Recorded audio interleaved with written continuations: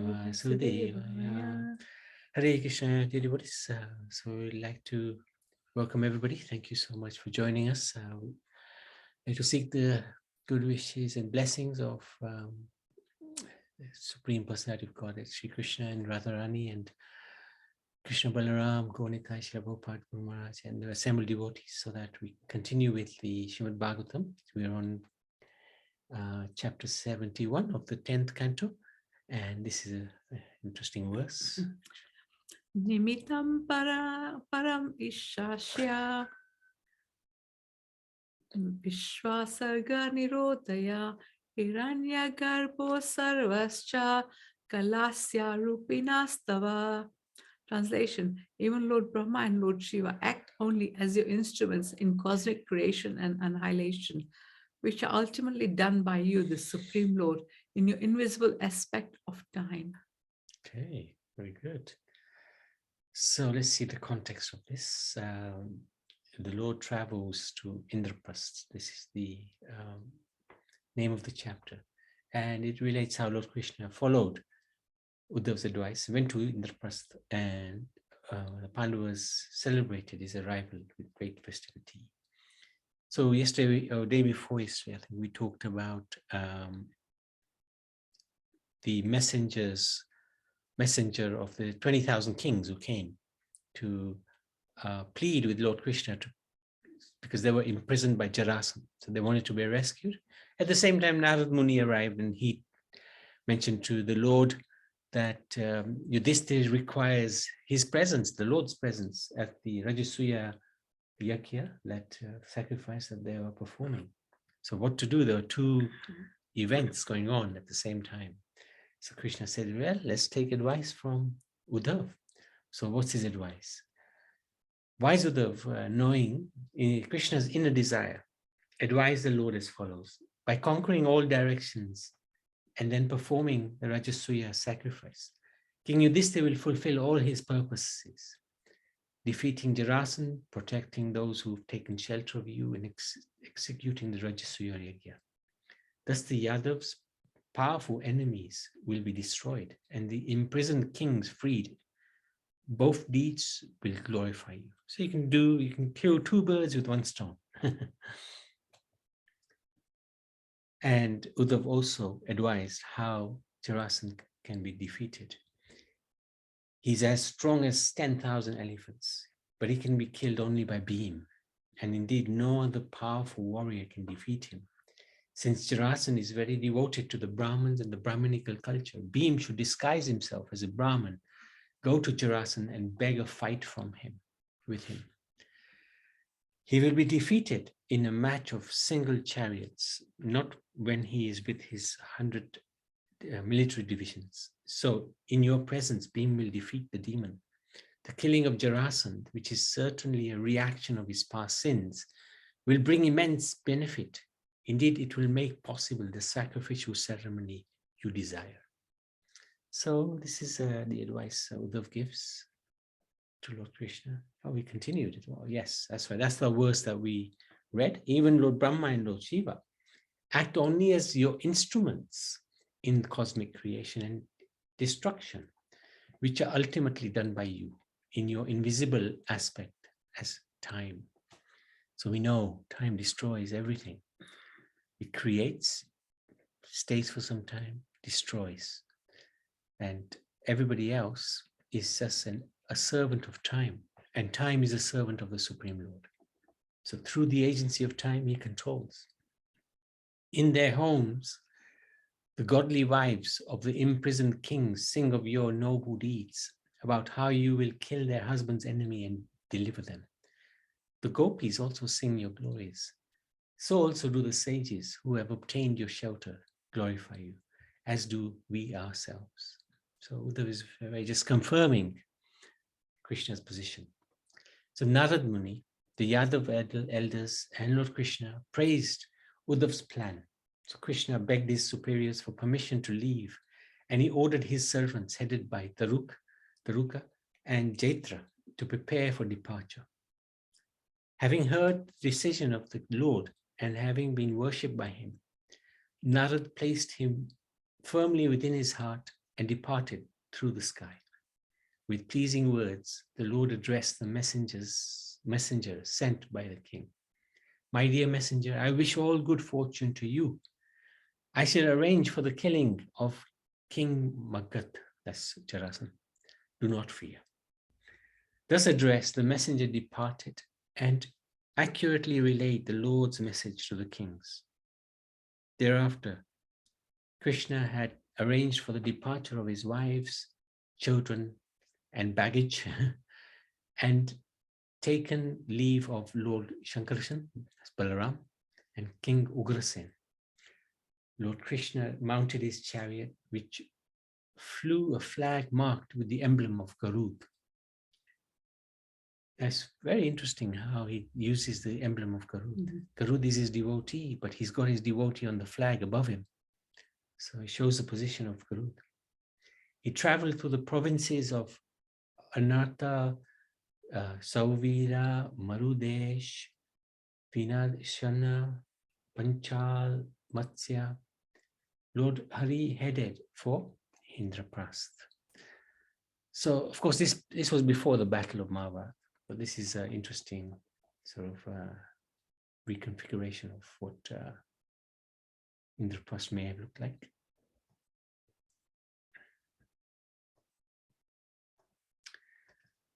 Soon Lord Krishna arrived in that city. Hearing of the Lord's arrival, King Yudhishthira came out of the city to greet him, as songs and musical instruments resounded along with the loud vibration of Vedic hymns. Melted with affection when he saw his dearmost friend, Lord Krishna, after such a long separation, Yudhishthira repeatedly embraced him, losing external consciousness in his ecstasy.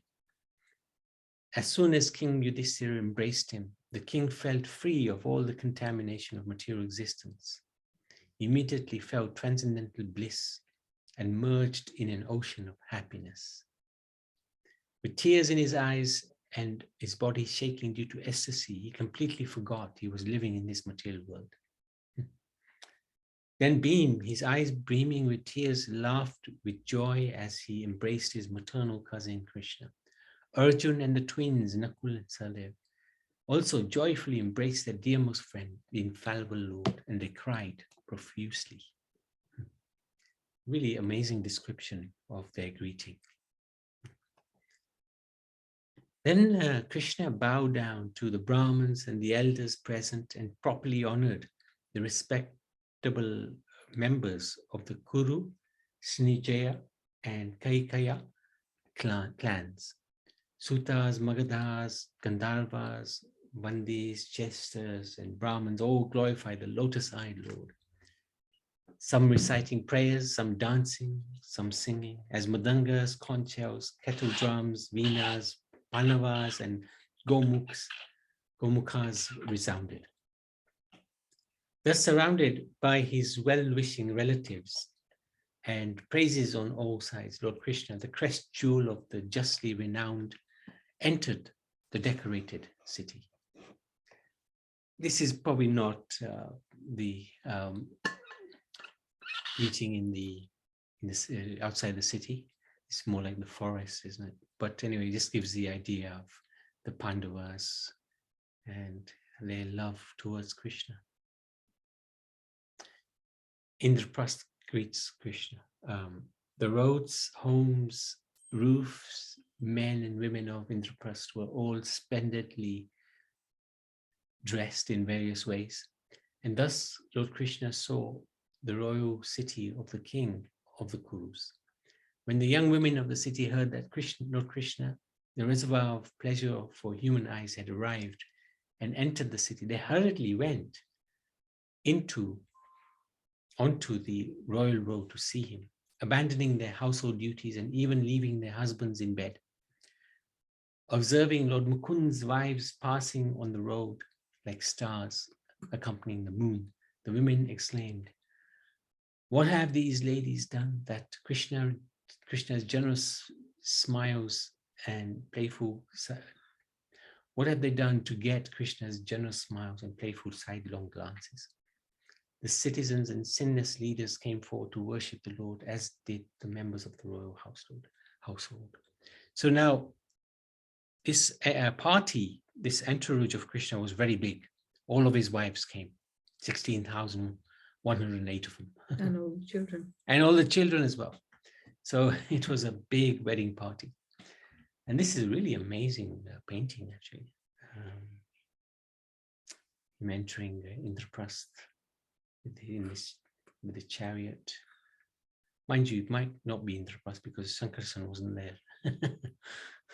So should have photoshopped him out of here. But it's an interesting painting. So Queen Kunti greets Krishna. After appropriately greeting the residents of Indraprasth, Sri Krishna entered the royal palace and offered respects to Queen Kunti Devi, who embraced her nephew, and also to Draupadi and Subhadra offered obeisances to the Lord. Lord Krishna bowed down to his auntie and the wives of the elders. King Yudhishthira respectfully brought Lord Govinda to his personal quarters. The king was so overcome with joy that he could not remember all the rituals of worship. Kunti Devi then requested Draupadi to worship Lord Krishna's wives, including Rukmini, Satyabhama, Bhadra, Jambavati, Kalindi, Mitrabinda, the descendants of Sivi, the chaste Nagajita, and the other queens of the Lord who were present. Draupadi honored them all with such gifts as clothes, flowers, garlands, and jewelry. King Yudhishthira arranged for Krishna's rest, so to it that who came along with him, namely his queens, his sons, soldiers, ministers, secretaries, were comfortably situated. He arranged that they would experience a new feature of reception every day while staying as guests of the Pandavas. This is no mean feat because there was a lot of them. Desiring to please King Yudhishthira, the Lord resided at Indraprasth for several months.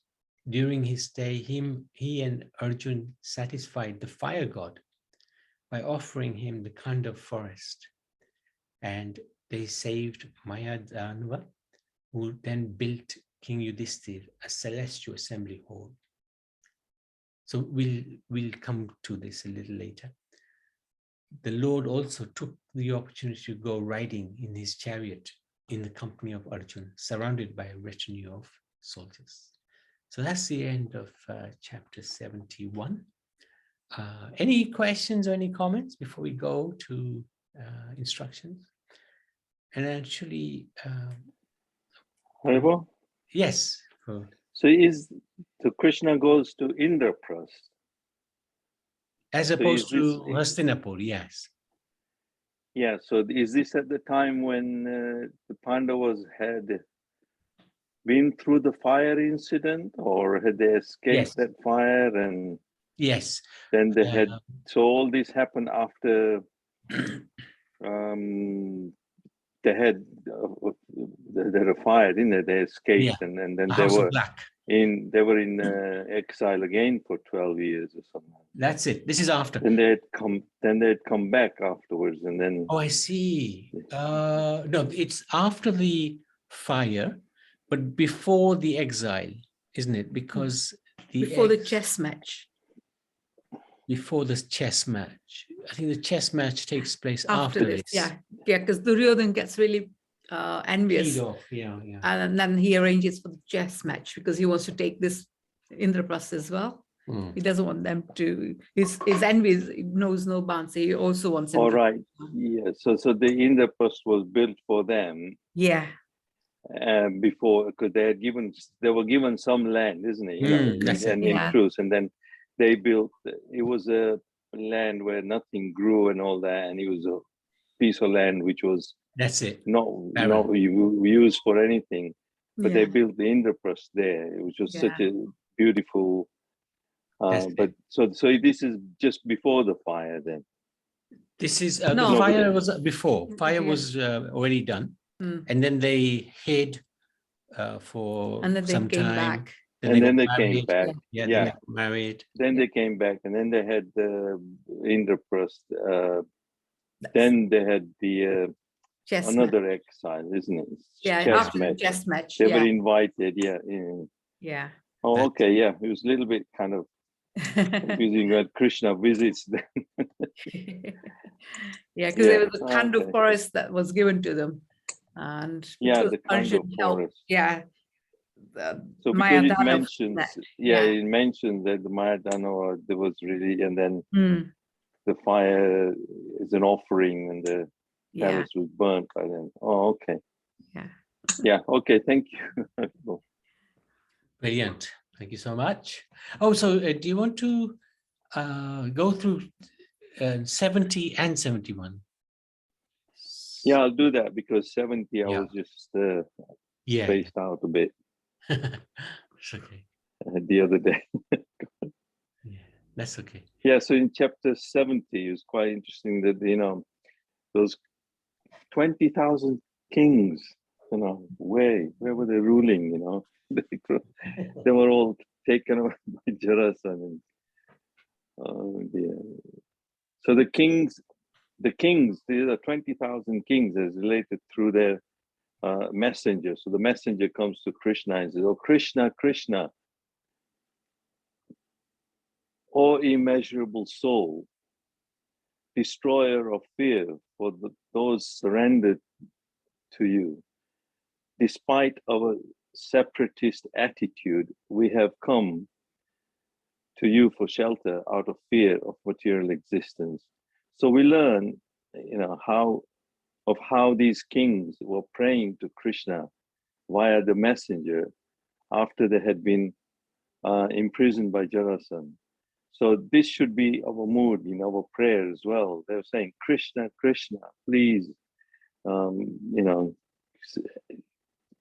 you are the shelter, and out of fear, we fear this material existence, but every step, is something dangerous happening here anyway, And so we should also pray like that. And Krishna certainly answers their prayer in the due course, we see. So that's one thing comes out, how the kings are actually praying as well. Good. But to have so many kings, and Jarasan, such a powerful, these things all used to happen, how they used to get imprisoned, every, Mhm. what to speak of us getting imprisoned in all these politics that go on and all this. So this particular chapter, then in this chapter, Krishna gives all credit and respect to Uddhav by actually consulting him in the so-called kind of dilemmas. It's not a dilemma to Krishna, he knows what's going to happen, but the so-called dilemma, so whether to sword Jarasan or to free the king and free the kings, or go to Maharaj Yudhishthir's, go to him first. And so this was a dilemma. But in this regard, the Rupa Goswami, so according to Rupa Goswami in the purport, it said in the Bhakti Rasamrita Sindhu that one of the Krishna's qualities is chaturya, that means he's clever, which means that he can perform various types of work at the same time. So thus, the Lord could certainly have solved the dilemma of how to simultaneously satisfy King Yudhishthir's desire to perform the Rajasuya sacrifice and the imprisoned king's desire for freedom.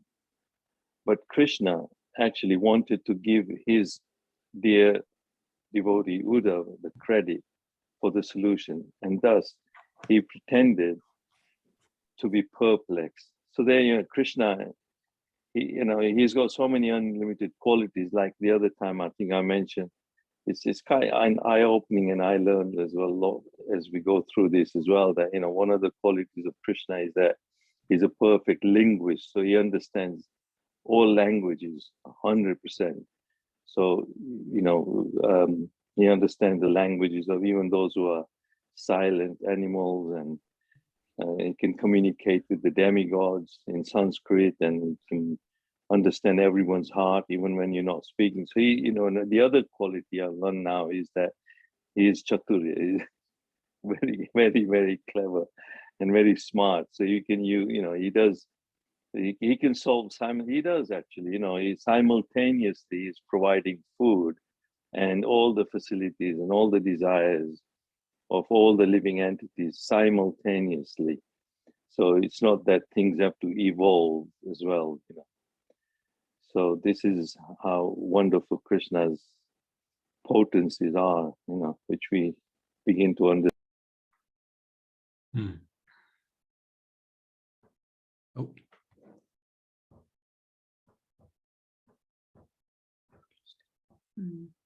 Have we lost you? Oh, yeah. So is it all right? Did you hear me? Yeah. We can hear you now. Yeah.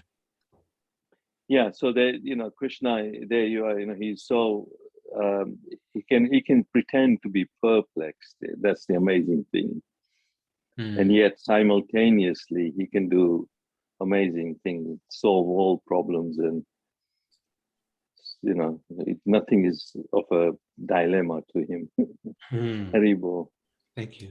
Yes, very good. Yeah, very good points. Any questions, any comments? Otherwise, we can go to the prayers of Lord Nrsimhadev and pray for everybody's good health, stays good, so that we can continue to serve. Every step, Krishna is amazing. Yes, yes, for sure. Definitely. Okay. Srimad Bhagavatam ki jai.